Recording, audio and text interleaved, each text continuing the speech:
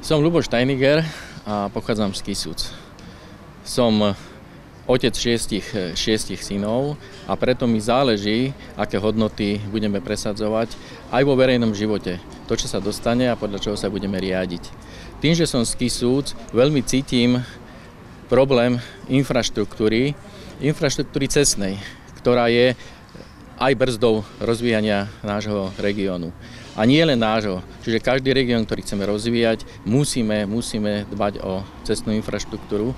Ja chcem pomôcť D3, ktorá prechádza nami a je to stále v médiách, každé ráno počujeme o zápchách. Tieto vyriešime len ukončením alebo dobudovaním D3. Som za pomoc ľuďom, tým, ktorí ju ozaj potrebujú.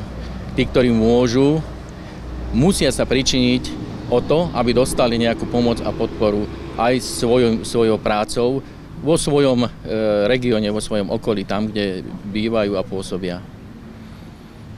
Budem presadzovať legislatívu, ktorá zjednoduší podnikanie a hlavne tým podnikateľom, ktorí zamestnávajú, dávajú prácu ľuďom. Som kandidátom za KAU a som presvedčený, že hodnoty by mali byť pretavené aj do legislatívy. Veď predsa rovnosť a spravodlivosť má byť pre každého rovná.